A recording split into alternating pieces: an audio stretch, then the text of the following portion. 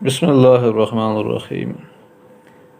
یہ جو پہلا واقعہ ہے یہ امریکہ کی اسٹیٹ نیبراسکا کا واقعہ ہے کہ جہاں پر ایک شخص جو ہے اپنا بیل اس کو گاڑی میں ڈال کر لے کے جا رہا ہے، اور وہ جب گھر سے نکل کر روڈ پر آتا ہے تو وہ رپورٹ ہو جاتا ہے پولیس کو، اور پولیس اس کے اوپر ایکشن کر کے تو اس کے خلاف کارروائی کرتی ہے اور جرمانہ کر کے اس کو واپس گھر بھیج دیتی ہے۔ اس واقعے کے اندر بھی ہمارے لیے ایک سبق ہے۔ اور دوسرا جو واقعہ ہے، یہ واقعہ بھی آپ کے سامنے ہے کہ ایک گاڑی کے اندر سے کوئی شخص پھینکتا ہے کوڑا وغیرہ، کوئی ٹیشو پیپر یا اس قسم کی کوئی رف چیز، تو ایک لڑکا وہ اٹھا کے موٹر سائیکل پر دوبارہ اس کو گاڑی کے اندر پھینک دیتا ہے۔ تو یہ دو چیزیں مد نظر رکھیں، جہاں پر قانون ہوتا ہے وہ معاشرے ترقی کرتے ہیں، اور جہاں صفائی ہوتی ہے، صفائی ویسے بھی نصف ایمان ہے۔ تو ہم عموماً بات کرتے رہتے ہیں جی کہ یورپ ترقی کر گیا، آگے نکل گیا، اور پاکستان جیسے ملکوں سے یہاں سے مالدار بھی بھاگنے کے چکر میں ہیں، باہر ملکوں میں جاتے ہیں، اور غریب بھی یہاں سے بھاگنے کے چکر میں ہے کہ کسی طرح پیسے کماؤں اور اپنا گزر بسر زندگی گزاروں۔ تو بہرحال ان دونوں چیزوں کا ہمارے ملک کے اندر فقدان ہے، لا اینڈ آرڈر کا بھی فقدان ہے، اور دوسرا صفائی بھی اس کا بھی بہت فقدان ہے۔ تو ایک دفعہ کچھ حکومت کے سرکردہ لوگ تھے، وہاں پر ایک بندہ کہنے لگا کہ جی ہم گئے وزٹ پر، ڈیلیگیشن پاکستان کا گیا سرکاری وزٹ پر کوریا، غالباً ساؤتھ کوریا میں گئے، تو وہاں پر ایسے ہی کہتے ہیں گاڑی میں سے ہم نے کچھ کھا پی کے تو باہر پھینک دیا، کچھ جو کاغذ وغیرہ تھے، تو تھوڑی دیر کے بعد پھر وہ آگے ہماری گاڑی کو روکا اور ہمارے اوپر چالان کیا کہ یہ آپ نے گاڑی میں سے یہ باہر پھینکی ہیں چیزیں۔ تو دوسرا واقعہ وقت کی پابندی کا تھا، اسی ڈیلیگیشن کا، کہ وہاں کے جو سپیکر ہیں ان کے ساتھ ان کا گروپ فوٹو تھا صبح 10 بجے، تو یہ کسی مارکیٹ میں شاپنگ وغیرہ کر رہا تھا یہ ڈیلیگیشن، اس کے اندر پاکستان کے وزراء وغیرہ بھی تھے۔ تو ان میں سے ایک جو سپیکر تھا پاکستان کا، وہ ایک اسٹریٹ فارورڈ قسم کا بندہ تھا، اس نے کہا بھئی ایسے جلدی کریں، یہ پاکستان نہیں ہے، 10 بجے ہم نے وہاں پر پہنچنا ہے پارلیمنٹ، اور وہاں پر اسپیکر کے ساتھ ہمارا گروپ فوٹو ہے، تو ایسا نہ ہو کہ وہ پھر نکل جائے بندہ۔ تو انہوں نے کہا نہیں کوئی ایسی بات نہیں ہے، باقی جو وزراء تھے انہوں نے کہا کوئی بات نہیں ہے، تھوڑا ڈیلے ہو گیا تو کوئی بات نہیں۔ بہرحال وہ پہنچے 10:05 یا 10 پر، تو وہ وہاں کے عملے نے بتایا جی آپ کیسے آئے؟ جی ہمارا گروپ فوٹو تھا اسپیکر کے ساتھ۔ انہوں نے کہا جی وہ چلے گئے ہیں، 10 بجے آپ کا گروپ فوٹو تھا، تو وہ 10 بجے ادھر ہی تھے، پھر آپ نہیں تھے تو وہ نکل گئے۔ تو وہاں باہر ملکوں کے اندر تو ایک ہر بندے نے اپنا ایک ٹائم ٹیبل بنایا ہوتا ہے، وقت پر وہ کام وغیرہ ان کا ہوتا ہے۔ پاکستان کے اندر عموماً ہم دیکھتے ہیں کہ وقت کی اس طرح پابندی نہیں ہوتی، سرکاری سطح پر بھی اور غیر سرکاری پر تو ویسے ہی نہیں ہوتی عام لوگوں کے اندر۔ تو یہ بنیادی طور پر جو اسلامک پرنسپلز تھے، ان پر جو ہے نا اب غیر اقوام جو ترقی کر رہی ہیں، اسلامی اصولوں کو بنا کر ہی ترقی کر رہی ہیں۔ تو آج ہم نے ان اصولوں کو چھوڑ دیا، صفائی کو چھوڑ دیا، قانون کی عملداری کو چھوڑ دیا، انصاف کو چھوڑ دیا، اور ان معاشروں نے پکڑ لیا، اور صرف یہ وہ کلمہ نہیں پڑھتے، باقی ان کی بہت ساری باتیں جو ہیں وہ پریکٹیکلی اسلامی اصولوں کے مطابق ہیں اور اسی بنیاد پر وہ ترقی بھی کرتے ہیں۔ اللہ نے دنیا کو دارالاسباب بنایا ہے، تو دنیا کے اندر جو بھی قوم جو ہے ان دائروں کے اندر رہے گی تو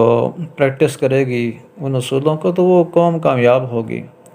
اور جو قوم بھی پریکٹیکلی ان اصولوں سے پیچھے ہٹے گی تو بے شک خدا کا نام لیتی رہے، دین اسلام کا نام لیتی رہے، تو اللہ پاک کبھی بھی ترقی نہیں دیں گے۔ اللہ کے ضابطے ہیں، اللہ کے قانون ہیں، ان قانون کو اگر فالو کریں گے تو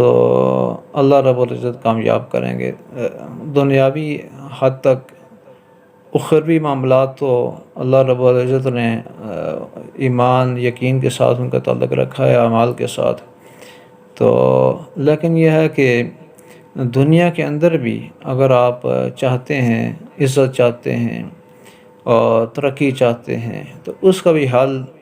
اسلامی اصولوں ہی کے اندر ہے۔ تو ہم نے ان چیزوں کو چھوڑا ہے، اس پر عمل نہیں کرتے، جس کی وجہ سے آج ہم کافی پیچھے ہیں۔ تو یہ پکی ٹھکی بات ہے، اگر اپنے مقصد پر ہم نہیں رہیں گے، اسلامی اصولوں پر نہیں رہیں گے، تو دنیا کے اندر ہم نیچے ہوں گے اور غیر اقوام پھر اوپر ہوں گی۔ ہمارے لیے کامیابی کا ایک ہی رستہ ہے کہ پورے ہم دین کے اندر داخل ہو جائیں، اسی سے دنیا آخر کی کامیابی ہماری وابستہ ہے۔ ورنہ اگر ہم پورے دین کے اندر داخل نہ ہوئے پریکٹیکلی، تو پھر یہ ہے کہ دنیا کے اندر تو جو سزا ہمیں مل رہی سو مل رہی، لیکن آخرت کے اندر بھی ایسا نہیں ہے کہ ہمیں جو ہے نا کسی کوئی تھرو امپراپر چینل ہم جنت میں پہنچ جائیں گے۔ وہاں پر بھی جواب دہی ہے، قبر کے اندر جواب دہی ہے،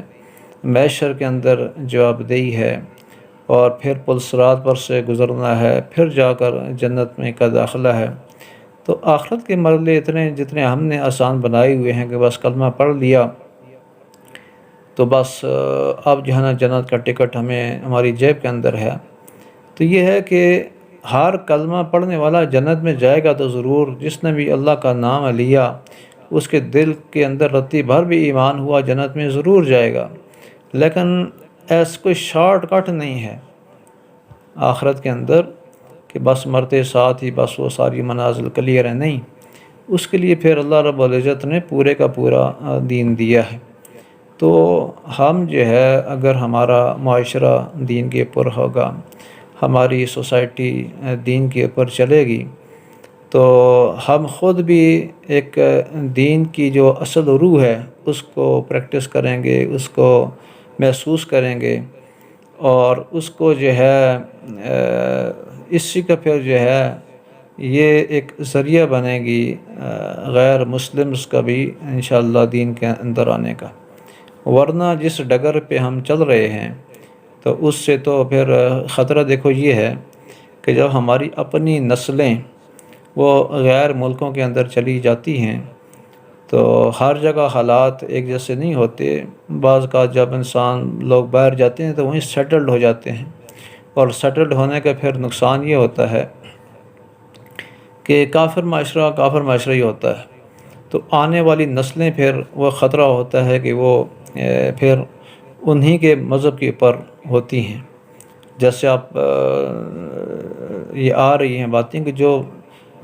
مسلمان برازیل کے اندر اور دور دراز دنیا بھر کے علاقوں کے اندر گئے ہیں 150 سال پہلے، 200 سال پہلے، 250 سال پہلے انہوں نے مائگریٹ کیا ہے، تو وہ ان کی چوتھی پانچویں جو نسل ہے وہ بے شمار لوگ عیسائی ہو چکے۔ تو وہاں پر اس طرح پھر اسلام کو پریکٹس ظاہر ہے سوسائٹی کے اندر، اس معاشرے کے اندر اسلام اس طرح اوپن نہیں ہے، تو کرتے کرتے پھر آنے والی نسلیں جو ہیں نا وہ پھر دین اسلام کے اوپر نہیں رہتی۔ تو اس کی بنیادی وجہ کیا ہوتی ہے کہ ہمارا اپنا معاشرہ ڈیولپ نہیں ہوتا، ہم بیکورڈ ہوتے ہیں، لوگ مجبور ہو جاتے ہیں مائگریٹ ہونے پر، کافر ملکوں کے اندر اور ان معاشروں کے اندر رہنے پر مجبور جب ہوتے ہیں تو پھر وہیں سیٹل ہو جاتے ہیں، تو پھر خطرات بہت سارے ہوتے ہیں اور پوری کی پوری نسلوں کو مینٹین کرنا، اسلام کے اوپر رکھنا مشکل ہو جاتا ہے۔ تو اس لیے ہمیں ہر لحاظ سے اپنے معاشرے کو بھی مینٹین رکھنا پڑے گا، اور یہاں پر جیسے ہم ظاہراً اسلام کا نام لیتے ہیں تو ایسے باطناً ان دا ریئل اسپرٹ ہمیں کو اسلام کے اس کے بعد چلنا پڑے گا، تاکہ ہمارا معاشرہ بھی ڈیولپ کرے، ہمارا معاشرہ بھی ترقی کرے، ہمارا ملک بھی ترقی کرے، تاکہ یہاں سے کسی کو مائیگریٹ کرنے کی ضرورت نہ ہو اور ہماری نسلیں اور ان کا ایمان محفوظ ہو سکے۔